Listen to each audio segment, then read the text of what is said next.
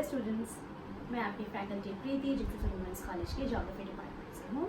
आज मैं जो आपको टॉपिक पढ़ाने जा रही हूँ वो है एग्रीकल्चर रीजन। एग्रीकल्चर रीजन किसका? विटलिसी का एग्रीकल्चर रीजन, जो उन्होंने विश्व में किस तरह से बांटा है, लिखा हुआ है विटलिसी एग्रीकल्चर रीजन ऑफ वर्ल्ड। तो इस तरह आपको किस तरह से अपना आंसर लिखना है, सबसे पहले मैंने आंसर फ्रेम कर दिया, आप ध्यान से देख सकते हैं। किसी भी आंसर की शुरुआत में आपको उसकी भूमिका देनी होगी, फिर आपको बताना होगा कि विटलिसी ने कितने भागों में एग्रीकल्चर प्रदेशों को बांटा है। तो सबसे पहले उन्होंने 13 भागों में एग्रीकल्चर प्रदेशों को बांटा है। तो 13 भागों में कौन कौन से है? चलवासी पशुचारण, दूसरा है व्यापारिक पशुपालन, तीसरा है स्थानांतरित कृषि, चौथा है आदिम स्थानबद्ध कृषि, पांचवा है चावल प्रधान सघन जीविकोपार्जी कृषि, छठा है चावल विहीन सघन जीविकोपार्जी कृषि, सातवां है वाणिज्यिक रोपण कृषि, आठवां है भूमध्य सागरीय कृषि, नौवां है वाणिज्यिक अन्य कृषि, 10वां है वाणिज्यिक पशु एवं फसल कृषि, 11 है मिश्रित कृषि, 12 है वाणिज्यिक डेयरी कृषि, 13 है विशिष्ट उद्यान कृषि और अंत में निष्कर्ष। तो आपने देखा इन 13 भागों में विटलिसी ने अपने एग्रीकल्चर रीजन को बांटा है। तो आपको 13 को लिखना आपके उत्तर में जरूरी होगा, अंत में आपको निष्कर्ष लिखना है। तो हम आगे बढ़ते हैं कि किस तरह से इसको भूमिका में हम क्या लिखेंगे उसको समझते हैं। तो सबसे पहले विश्व के विभिन्न भागों में विभिन्न प्रकार की भौगोलिक, आर्थिक, सामाजिक, राजनीतिक तथा ऐतिहासिक परिस्थितियां पाई जाती है। मतलब आपने ध्यान से देखा अगर कि विश्व के विभिन्न भागों में सब अलग अलग परिस्थितियां पाई जाती है। भौगोलिक परिस्थिति आपको अलग देखने को मिलेगी, आर्थिक परिस्थिति आपको अलग देखने को मिलेगी, सामाजिक परिस्थिति अलग देखने को मिलेगी, राजनीतिक परिस्थिति एवं ऐतिहासिक परिस्थितियां अलग अलग देखने को मिलेगी। इन सभी तत्वों के प्रभावाधीन विश्व के विभिन्न प्रदेशों में कृषि की प्रकृति, उसकी पद्धति तथा उत्पादन की मात्रा में भिन्नता देखने में आती है। जो विभिन्न परिस्थितियां हैं उनमें अगर जो भी अलग अलग परिस्थितियां, जैसे जैसे परिस्थितियां बदलेंगी तो कृषि करने की पद्धति, जो उनका उत्पादन की मात्रा और जो कृषि की प्रकृति होगी वो भी अलग अलग होगी। आगे बढ़ते हैं। विटलिसी के वर्गीकरण को आज भी अधिकांश विद्वानों ने उन्हीं के वर्गीकृत में संशोधन करके अपने वर्गीकरण प्रस्तुत किया है। मतलब आज भी बहुत से विद्वान अपने जो वर्गीकरण कृषि जो प्रदेश का वर्गीकरण करते हैं तो उन्होंने संशोधित रूप में इन्हीं का वर्गीकरण को ही प्रस्तुत किया है। उन्होंने कृषि के प्रादेशिक स्वरूप को निर्धारित करने वाले तत्वों को 2 वर्गों में बांटा। पहले वर्ग में वातावरण की परिस्थितियों के संयोजनों जो फसलों तथा पशुपालन को उपयुक्त प्रदान करते हैं। इस वर्ग के तत्वों में जलवायु, मिट्टी तथा ढाल सम्मिलित है। तो पहले अगर देखा जाए तो पहले वर्गों में जो उन्होंने पशुपालन और फसलों के बारे में बताया तो इन तत्वों में जलवायु, मिट्टी तथा ढाल सम्मिलित है। और दूसरे वर्ग में जो तत्व थे वो मानवीय परिस्थितियों से संबंधित हैं। इनके अंतर्गत जनसंख्या का घनत्व, तकनीकी विकास की समस्या तथा प्रादेशिक परंपरा को रखा जाता है। आगे बढ़ते हैं। विटलिसी महोदय ने विश्व के कृषि प्रदेशों को विभाजित करने के लिए निम्नलिखित 5 आधार अपनाए। ये 5 आधार कौन कौन से थे? पहला आधार था फसल तथा पशु साहचर्य, दूसरा था भूमि उपयोग की गहनता, तीसरा था कृषि उत्पाद का संसाधन तथा विपणन, चौथा था मशीनीकरण का स्तर, पांचवा था कृषि संबंध भवनों तथा अन्य संरचनाओं के प्रकार एवं संयोजन। इन 5 आधारों को उन्होंने कृषि प्रदेशों जो बनाया, विश्व के कृषि प्रदेशों को विभाजित करने का आधार बनाया। उपयुक्त 5 आधारों का प्रयोग करते हुए विटलिसी ने विश्व की कृषि को निम्नलिखित 13 कृषि प्रदेशों में बांटा। मैंने आपको पहले बताया था 13 कृषि प्रदेश, और मैंने प्रदेशों के नाम आपको बता दिए थे कि 13 कृषि प्रदेश है। तो सबसे पहला जो उन्होंने प्रदेश में बांटा वो था चलवासी पशु चारण। तो चलवासी पशुचारण होता क्या है, पहले वो समझेंगे। चलवासी पशुचारण मनुष्य के प्राचीनतम व्यवसायों में से एक प्रमुख व्यवसाय है। मनुष्य द्वारा पशु को पालने की प्रक्रिया को सीखने के साथ ही यह व्यवसाय शुरू हो गया। मतलब सबसे प्राचीनतम जब मनुष्य जो पशुओं को पालना शुरू किया था, उसी के साथ ही यह व्यवसाय शुरू हुआ। यह व्यवसाय मुख्यतः उन क्षेत्रों में किया जाता है जहां जलवायु उष्ण व शुष्क हो, गर्म और ड्राई हो, वहां पे हॉट एंड ड्राई। भूमि उबड़ खाबड़ हो, जहां इस प्रकार के क्षेत्र कृषि के लिए अनुकूल नहीं होते, मतलब कृषि कार्य के लिए क्षेत्र अनुकूल नहीं होते हैं,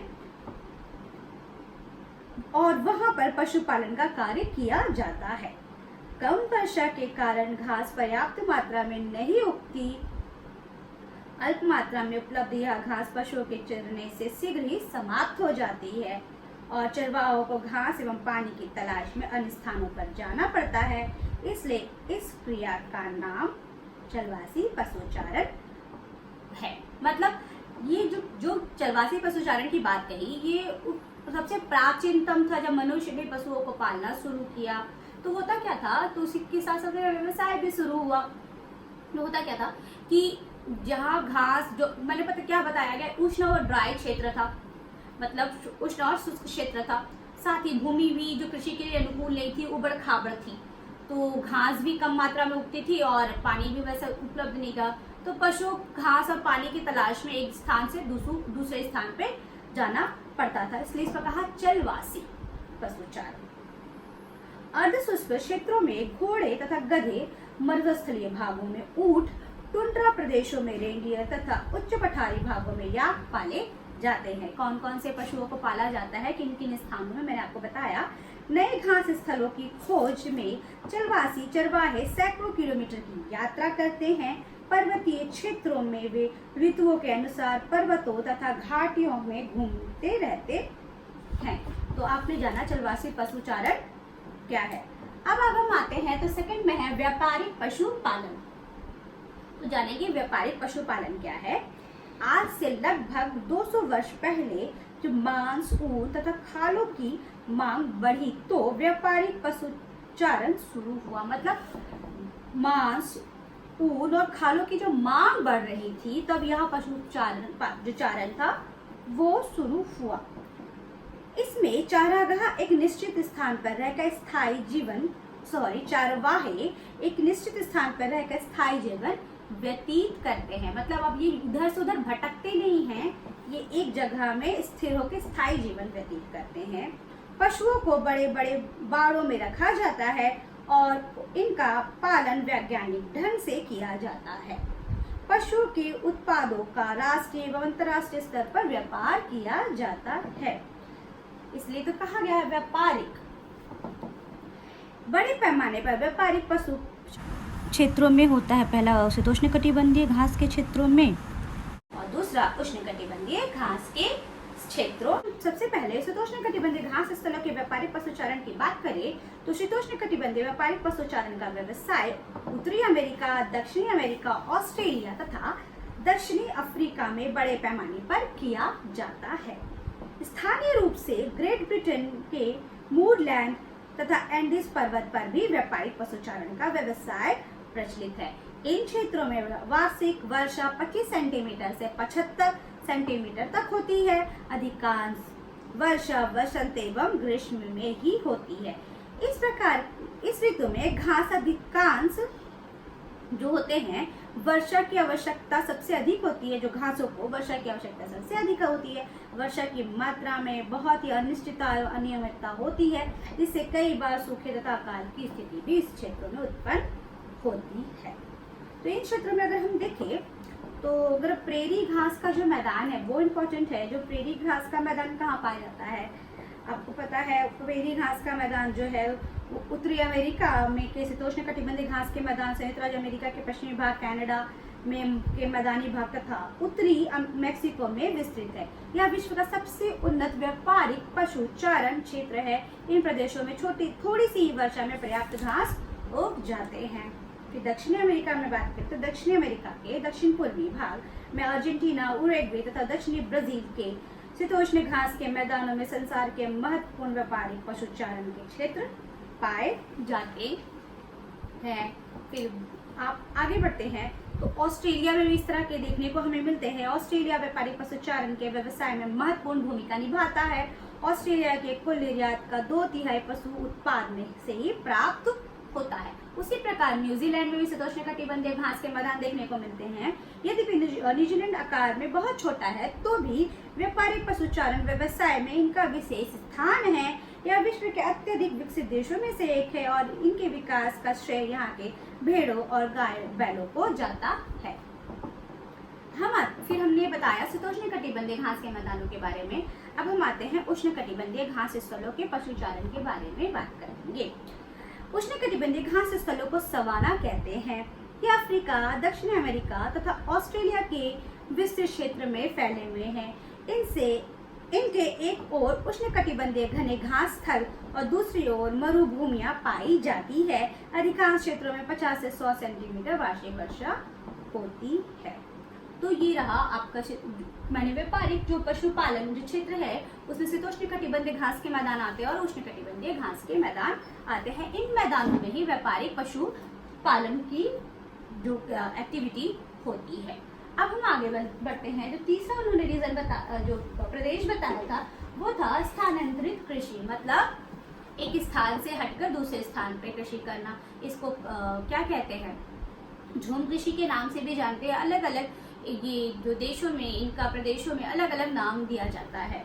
इसको आगे बढ़ते हैं तो इसके बारे में जैसे शिफ्टी कल्टीवेशन कहते हैं। ये क्या है, यह एक आदि प्रकार की कृषि है जो मानव द्वारा भोजन के उत्पादन के लिए प्रथम प्रयास को परिलक्षित करती है। मतलब मानव द्वारा भोजन के उत्पादन के लिए जब फर्स्ट टाइम जब मैंने कृषि करना मानव ने शुरू किया उसी को ये कृषि परिलक्षित करती है। प्राचीन काल में विश्व की जनसंख्या कम थी तो पृथ्वी के बहुत बड़े भाग पर वन उगे होते थे। उस समय कृषक किसी विशेष स्थल पे वनस्पति को काटकर जलाकर साफ कर देता था और उस पर कृषि शुरू कर देता था। इस प्रक्रिया में कुछ वर्षों तक कृषि करने के बाद भूमि की उपजाऊ शक्ति कम हो जाती थी और वो कृषि उपज में कमी आ जाती थी। परिणाम स्वरूप कृषक क्या करते थे, उस भाग को छोड़कर दूसरे भाग को साफ करके इसमें कृषि करने लगते थे। इस प्रकार कृषक समय समय पर कृषि में परिवर्तन करके स्थान परिवर्तन करता था, जिस कारण से स्थानांतरित कृषि के नाम से जाना जाता है। स्थानांतरित कृषि मुख्यतः उष्ण कटिबंधीय इलाकों में उष्ण कटिबंधीय आर्द्र वनों को काटकर की जाती है। तो आपने जाना कि शिफ्टिंग कल्टीवेशन क्या है कि एक स्थान में जब जो आदिम जो थी पहले जो जातियाँ थी, आज भी हमारे नॉर्थ ईस्ट में झूम कृषि काफ़ी फेमस है। बहुत सी जनजातियाँ आज भी डिफरेंट नाम से नाम जाना जाता है। बहुत सी जनजातियाँ ये झूम कृषि करती है कि जंगलों को साफ करती है, काटती है, जलाती है, फिर वहाँ पर कृषि करती है। जब मिट्टी की उर्वरा शक्ति खत्म हो जाती है तो फिर ये क्या करती है, वहाँ से शिफ्ट हो जाती है, फिर दूसरी जगह जंगल काटती है, फिर उसको साफ जंगल काटेगी, उसको जलाएगी, फिर कृषि करेगी। इसी वजह से इसका नाम शिफ्टिंग कल्टीवेशन स्थानांतरित कृषि पड़ा। आगे बढ़ेंगे तो उसके बाद से आप आगे बढ़ते हैं तो उन्होंने चौथा बताया था, चौथा है उन्होंने जो एग्रीकल्चर रीजन में बताया आदिम स्थानबद्ध कृषि।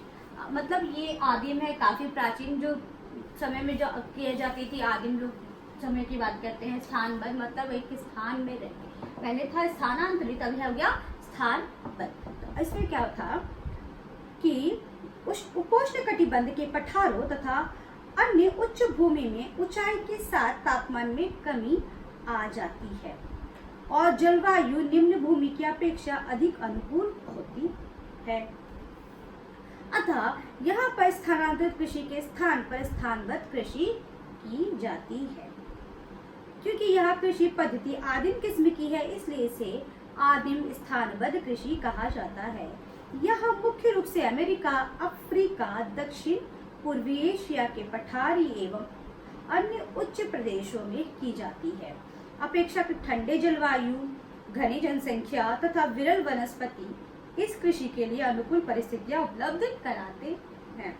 जलवायु अनुकूल होने के कारण यहाँ पर लोग स्थायी बस्तियां बनाकर रहते हैं और स्थानबद्ध कृषि करते हैं, स्थायी बस्तियां बसा देते हैं। अब ये अलग अलग जगह घूमते नहीं है, वहीं पे रहते हैं। और ये कहाँ पर हो रहा है? उच्च भूमियों पे बता रहा है, उच्च भूमि के जो पठारों पे, जो पठार की उच्च भूमियों पे हो रहा है। पठारों तथा उच्च भूमियों की ढलानों पर समुच्च रेखीय तथा सीढ़ीनुमा कृषि कहते हैं ना, जो कंटूर जो कल्टीवेशन होता है, जो सीढ़ियों की तरह जो पहाड़ों को की ढालों को काट के बनाते हैं, उस तरह की कृषि यहाँ पे की जाती है। फसलों की प्रकृति ऊंचाई के साथ परिवर्तित होती जाती है। उपोष्ण कटिबंधीय पठारों तथा घाटियों में जड़नुमा फसलें जो रूट क्रॉप्स होते हैं उगाई जाती है। इस कृषि में खाद्यान्न का बड़ा महत्व है। अमेरिका में मक्का, अफ्रीका में सोरघम, दालें व मक्का तथा दक्षिण पूर्वी एशिया में चावल की खेती की जाती है। इसके अतिरिक्त सब्जियां और उपोष्ण कटिबंधीय फल भी उगाए जाते हैं। 3000 मीटर से अधिक ऊंचे इलाकों में गेहूं तथा जौ की खेती की जाती है। अधिक ऊंचे इलाकों में आलू तथा शीतोष्ण कटिबंधीय क्षेत्रों में फल उगाए जाते हैं। तो आपने जाना कि आदिम स्थानबद्ध कृषि क्या हो गई कि ये पर्टिकुलर एक ही स्थान में रहकर स्थानीय बस्तियां बनाकर पठारों के ऊंचाई पे ढालों पर सीढ़ीनुमा खेती के द्वारा इसमें कृषि की जाती है। आगे बढ़ते हैं। 5वां में बताया चावल प्रधान सघन जीवकोपार्जी कृषि, मतलब ये सघन की बात कर रहा है, जीवकोपार्जी कृषि की बात कर रहा है। और क्या बताया? चावल प्रधान। इसमें क्या होगा? दक्षिण पूर्वी एशिया के चावल देश, दक्षिण पूर्वी एशिया के देश चावल के प्रमुख उत्पादक है और यहाँ पर विश्व का 90% से भी अधिक चावल उत्पादन होता है। जिन क्षेत्रों में चावल की कृषि की प्रधानता होती है उन्हें चावल प्रधान, गहन, सघन जीवन निर्वाह कृषि भी निर्वाह कृषि कहते हैं। इन क्षेत्रों में सारा साल पाला रहित वर्धन काल उपलब्ध होता है, पाला नहीं पड़ता है और पर्याप्त वर्षा होती है। नदियों द्वारा निक्षेपित उपजाऊ मिट्टी की प्रचुरता रहती है। घनी जनसंख्या के कारण चावल के खेतों में काम करने के लिए सस्ते मजदूर भी, जो सस्ते श्रम प्रचुर मात्रा में मिल जाते हैं और चावल की कृषि से इतनी अधिक जनसंख्या को खाद्य समस्या में काफी हद तक हल हो जाता है। दक्षिण चीन के नदी घाटी डेल्टा, तटीय मैदान, भारत का बांग्लादेश के गंगा ब्रह्मपुत्र डेल्टा, गंगा का निचला मैदान, तटीय मैदान, कंबोडिया व वियतनाम में मेकांग नदी का बाढ़ का मैदान व डेल्टा, थाईलैंड में मिनांग नदी का निम्न मैदानी भाग तथा म्यांमार का इरावदी नदी का निम्न मैदान तथा डेल्टा चावल के प्रमुख उत्पादक क्षेत्र है। फिर आगे बढ़ते हैं। तो छठा उन्होंने बताया चावल विहीन सघन जीवकोपार्जी कृषि। अब यहाँ पे चावल विहीन की बात कहा, चावल यहाँ पर उत्पादन नहीं होगा, विदाउट राइस की बात करेंगे। तो जिन क्षेत्रों में तापमान कम होने के कारण वर्धन काल छोटा और वर्षा की कमी के कारण नमी की न्यूनता होती है, उन क्षेत्रों में चावल का महत्व कम हो जाता है और ऐसी फसलों का महत्व बढ़ जाता है जो कम तापमान तथा कम नमी में भली भांति पनप सकती है। इनमें गेहूं, जौ, ज्वार, बाजरा, चना, गन्ना, तंबाकू, सब्जियां, दालें, तिलहन आदि महत्वपूर्ण है। सामान्यतः ये फसलें समुद्र से दूर महाद्वीपीय जलवायु वाले इलाकों में पैदा की जाती है। समुद्र से दूर होगी, महाद्वीपीय जलवायु वाले इलाके होंगे। उत्तरी जापान, कोरिया, उत्तरी चीन, मध्य भारत तथा पाकिस्तान के करोड़ों निवासी बहुत कम चावल का भोजन करते हैं। कुछ ऐसे भी क्षेत्र हैं जहाँ चावल तथा अन्य फसलों की कृषि साथ साथ होती है। लगभग 100 सेंटीमीटर वार्षिक वर्षा वाले क्षेत्र में ग्रीष्म काल में चावल तथा शीतकाल में गेहूं और अन्य फसलें बोई जाती है। कम वर्षा वाले क्षेत्रों में सिंचाई की सहायता से गेहूं तथा अन्य फसलें बोई जाती है। यहाँ पे चावल नहीं होगा, चावल के अलावा जो भी मैंने अनाज बताए वो सारे अनाज यहाँ पे उपजाए जाएंगे और साथ ही यहाँ का तापमान कैसा होगा? कम होगा। वर्षा कैसी होगी? न्यूनतम होगी। ये समुद्र क्षेत्र वाले इलाके नहीं होंगे। ये कैसे वाले इलाके होंगे? महाद्वीपीय जलवायु वाले इलाके होंगे। सामान्यतः इस कृषि की दो विधियां अपनाई जाती है। पहला अंतर कृषि, दूसरा बहुफसली। पहला है इंटर कल्चर, जो अंतर कृषि होती है। इनके अंतर्गत एक ही खेत में ही दो या दो से अधिक फसलें बोई जाती है। इन फसलों की बुआई इस प्रकार की जाती है कि जब एक फसल पक कर तैयार हो जाता है तो दूसरी बढ़ रही होती है। और जो बहुफसली जो तरीका है, विधि है, वो क्या है? इसके अंतर्गत खेत में एक के बाद दूसरी फसल उगाई जाती है। दूसरी फसल के बोने से पहली जो फसल है वो काट ली जाती है। उदाहरण के जिन क्षेत्रों में जलवायु संबंधी परिस्थितियां अनुकूल होती है वहां पर ग्रीष्म ऋतु में चावल, शीत ऋतु में गेहूं तथा कोई अन्य खाद्यान्न फसल उगाई जाती है। तो आपने जाना कि चावल विहीन सघन जीविकोपार्जित कृषि क्या है। अब हम जानेंगे वाणिज्यिक रोपण कृषि के बारे में कि वाणिज्यिक रोपण कृषि कहाँ पर होती है और क्या होती है। यह एक प्रकार की बागानी कृषि है। कैसा है? बागान है। बागान में कृषि किया जाता है, प्लांटेशन किया जाता है। और बागानों में उनकी जलवायु के आकार, फसलों के उपज और उनके निर्यात से जाना जाता है। बागान शीतोष्णकटिबंधीय बाजारों में उष्णकटिबंधीय उपज को उपलब्ध कराने के लिए भूमि तथा श्रम की व्यवस्था की तकनीक है। अगर देखे जाए तो इसकी रोपण कृषि की अगर हम बात करें तो इसकी क्या क्या विशेषताएं होंगी। पहले बड़े आकार का बागान होगा। यह कृषि बड़े आकार के बागानों में की जाती है। बागानों का आकार बहुत अधिक क्षेत्रीय भिन्नता पाई जाती है। इसमें एक फसल की कृषि होती है। रोपण कृषि के अंतर्गत बड़े बागानों में केवल एक ही फसल उगाई जाती है। यद्यपि रोपण कृषि के क्षेत्रों में उष्ण तथा व आर्द्र जलवायु चाय, कहवा, रबड़, नारियल, कोको, केला आदि फसलों के लिए अनुकूल होती है तथापि उनकी कृषि एक ही बाग में नहीं की जा सकती। मलेशिया में रबड़, ब्राजील में कहवा, भारत की असम घाटी में चाय की कृषि एक फसलीय कृषि के उदाहरण है। इसकी कृषि पद्धति जो होती है, जो रोपण कृषि में सबसे महत्वपूर्ण विशेषता इसकी पद्धति है। इस फसलों को गेहूं या चावल की भांति बीज बोकर पैदा नहीं किया जाता है बल्कि इनका रोपण किया जाता है। रोपण कृषि भी दो प्रकार की होती है। एक वह रोपण कृषि है जिसमें फसलें पेड़ों से प्राप्त की जाती है, जिसमें रबड़, कहवा, चाय, नारियल प्रमुख है और इन फसलों की उपज इनके रोपण के कई वर्षों के बाद मिलते हैं। और दूसरी वह है जिसमें फसलों का रोपण बार बार किया जाता है, इसमें कपास, गन्ना आदि प्रमुख है। परंतु गन्ने जैसे फसलें को यदि जड़ों से ना काटा जाए तो उनकी जड़ों से दूसरी और तीसरी फसलें भी प्राप्त की जा सकती है। इसमें श्रम की व्यवस्था किस तरह से होती है? रोपण कृषि में श्रम का बहुत ही अधिक महत्व होता है। वनों को साफ करके बागानों को तैयार करना, फसलों का रोपण करने, उसमें खाद देने, उनकी देखभाल करने तथा उनके एकत्रित करने के लिए पर्याप्त श्रम की आवश्यकता होती है। तो आपने जाना कि रोपण कृषि क्या है। रोपण कृषि में किस तरह की कृषि होती है। बागान कृषि, बागान में किस तरह की कृषि की जाती है और ये किस तरह से कहाँ होता है। आगे बढ़ते हैं तो अब आता है 8वां। अगर पॉइंट्स देखा जाए तो भूमध्य सागरीय कृषि, मेडिटेरियन एग्रीकल्चर की बात करें तो ये किस तरह की यहाँ पे एग्रीकल्चर होता है। भूमध्य सागरीय कृषि विशिष्ट जलवायु पर निर्भर करती है। यहाँ पर वर्षा शीत ऋतु में होती है। जहाँ शीत ऋतु में भूमध्य सागरीय जो एरिया होता है, जो प्रदेश होता है, वहाँ पे जो वर्षा होती है वो शीत ऋतु में होती है। और ग्रीष्म ऋतु प्रायः शुष्क ही होती है।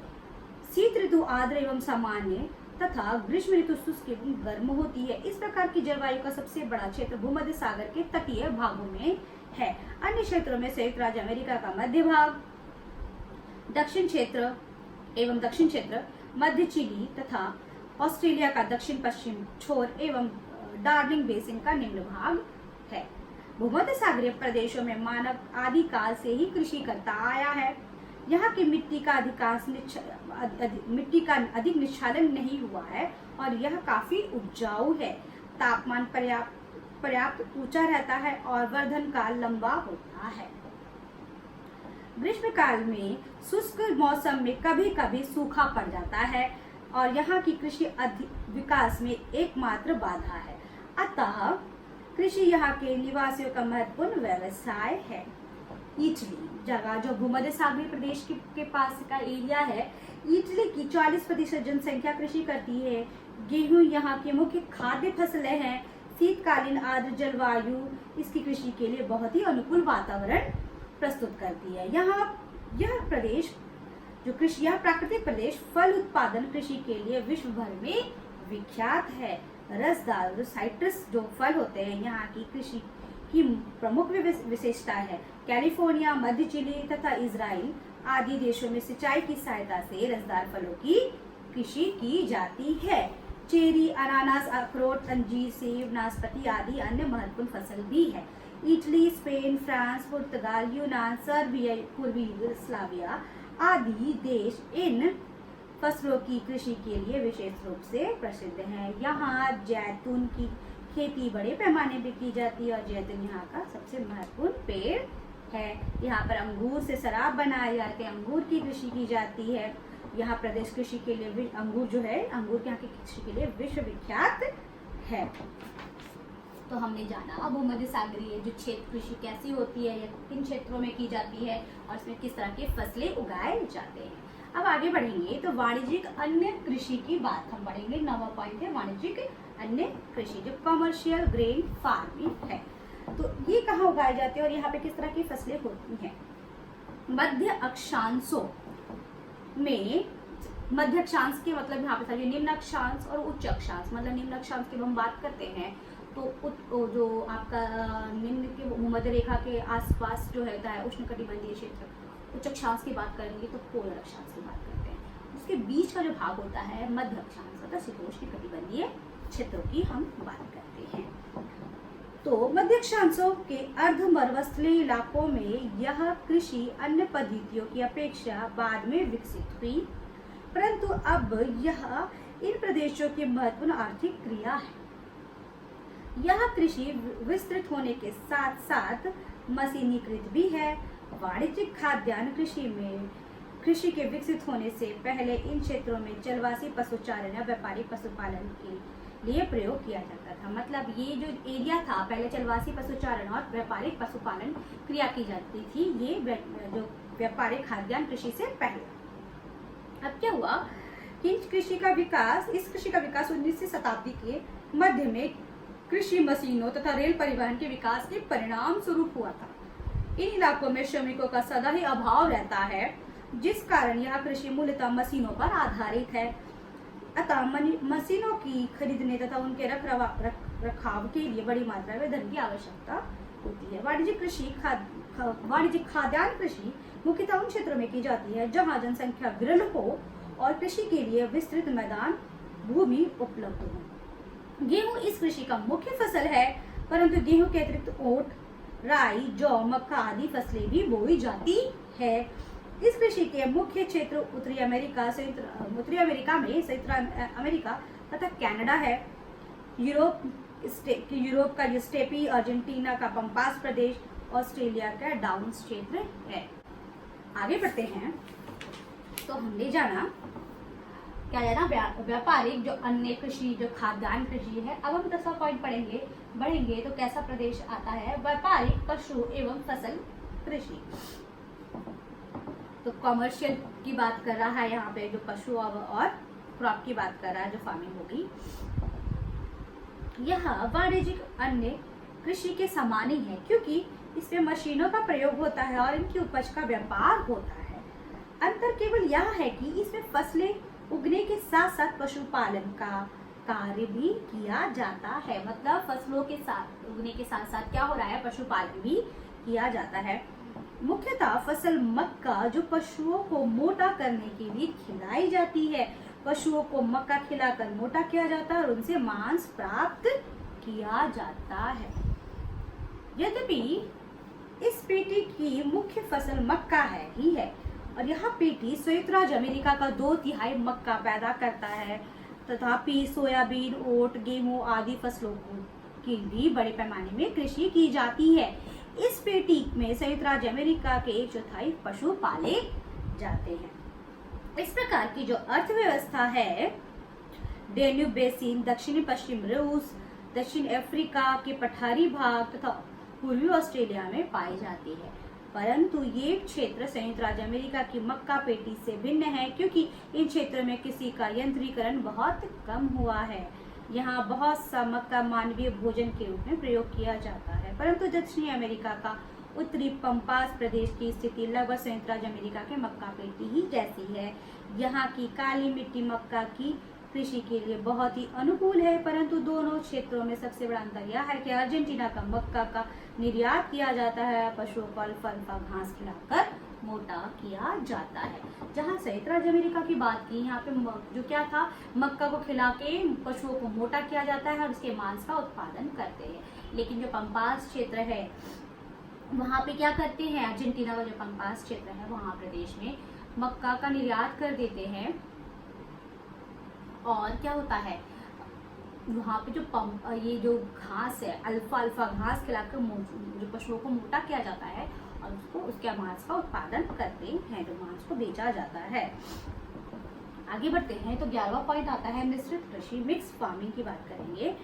तो यह एक विशेष प्रकार की कृषि है जिसे मनुष्य के लिए खाद्यान्न एवं सब्जियां तथा पशुओं के लिए चारा प्राप्त करने के लिए जो क्रॉप रोटेशन की प्रणाली, सस्यावर्धन प्रणाली के अंतर्गत फसलें बोई जाती है। इस कृषि का सबसे अधिक चलन पश्चिमी यूरोप में है। आर्द्र ठंडी ग्रीष्म ऋतु तथा हल्की आर्द्र शीत ऋतु घास की वृद्धि के लिए अनुकूल है।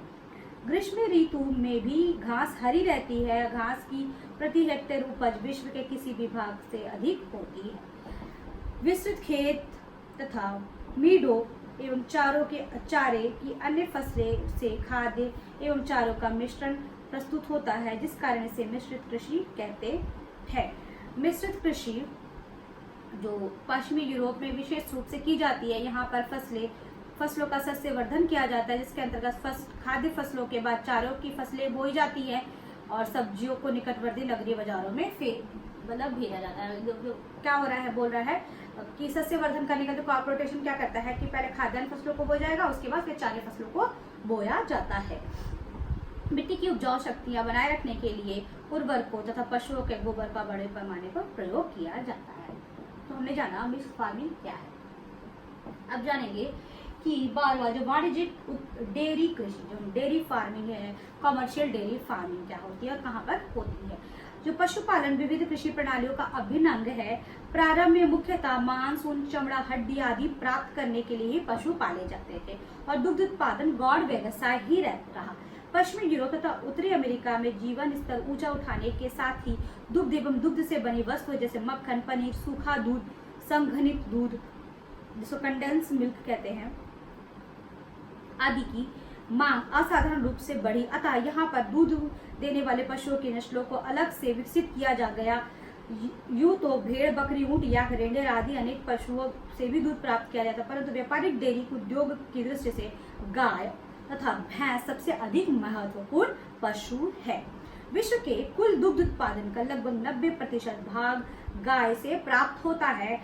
गाय मुख्यतः शीतोष्णकटिबंधीय प्रदेशों में पाली जाती है। भारत तथा अन्य उष्णकटिबंधीय प्रदेशों में मुख्यतः भैंस से दूध प्राप्त किया जाता है, गायों से भी प्राप्त किया जाता है। लेकिन तो भैंस के दूध यहाँ पे ज्यादा, भैंस का दूध ज्यादा होता है, इसी वजह से इसमें अच्छे से फार्मिंग जिस तरह के प्रोडक्ट बनाने में आसानी होती है। गायों के दूध भी उपलब्ध है और गायों के दूध से भी ये कार्य होता है। तो डेयरी फार्मिंग का मतलब आपने समझा, ये हमने डेयरी फार्मिंग का यूरोप में भी है, जर्मनी में है, पोलैंड, डेनमार्क, उसके बाद ऑस्ट्रेलिया, नीदरलैंड, स्विट्जरलैंड, ये न्यूजीलैंड, ये सारे क्षेत्रों में डेयरी फार्मिंग बहुत अच्छे से हो रही है। अब अंत में हम आएंगे विशिष्ट खाद्यान्न उद्यान कृषि। विशिष्ट जो हॉर्टिकल्चर की बात करते हैं यहाँ पे, उसके बारे में कहा गया है विशिष्ट उद्यान कृषि। आर्द्रशीतोष्ण कटिबंधीय क्षेत्रों में फसल एवं सब्जी उगाने का चलन है। उद्यान कृषि मुख्यतः भूमध्य सागरीय खंड तक ही सीमित रही। अन्य प्रदेशों में यह कृषि बहुत ही उपयुक्त स्थानों तक ही सीमित है। इस कृषि की उपजों को निकटवर्ती नगरीय क्षेत्रों में पहुंचाया जाता है। नगर निवासी मुख्यतः निर्माण उद्योग, व्यापार, परिवहन, खनन आदि आर्थिक क्रियाओं में व्यस्त रहते हैं। उन्हें उद्यान कृषि की उपजों की आवश्यकता होती है और उनमें इन उपजों में उच्च मूल्य देने की क्षमता होती है। इस कृषि का विकास प्रशीतन तथा परिवहन के तीव्र साधनों के विकास के परिणाम है। इस कृषि में लगे हुए किसान फल, तथा अथवा सब्जियां दोनों उगाते और उन्हें नगरीय बाजारों में बेचकर धन कमाते हैं। इस प्रकार की गहन कृषि यह एक प्रकार की गहन कृषि है जिसमें श्रम, पूंजी, प्रबंधन की आवश्यकता अधिक होती है। जब कृषि फसल या सब्जी के तैयार हो जाने का विशेष मौसम आता है, तब कृषक तथा उनके परिवार का सदस्य को दिन रात काम करना पड़ता है और सारा काम हाथों से ही किया जाता है, परंतु अब बहुत काम मशीनों द्वारा मशीन द्वारा की जाती है। तो इस तरह के हॉर्टिकल्चर के बाद के सब्जी और फलों का उत्पादन होता है। तो ये थे विटलिसी के जो एग्रीकल्चर जो 13 रीजन था उनका विवरण, और इसके अंत में आप जब विवरण दोगे तो उसके बाद अंत में लिखोगे निष्कर्ष। तो आपने जाना कि किस प्रकार विटलिसी ने कृषि प्रदेशों को 13 भागों में बांटा और 13 भागों में किस प्रकार की कृषि की जाती है। तो ये रहा आपका अभी तक का आपका ये पूरा आंसर अब कंप्लीट होता है। आज का लेक्चर यही तक था। नेक्स्ट लेक्चर के लिए मैं जल्द ही कोशिश करूंगी, जल्द से जल्द नेक्स्ट लेक्चर बनाओ। आज का लेक्चर यही तक था। Thank you.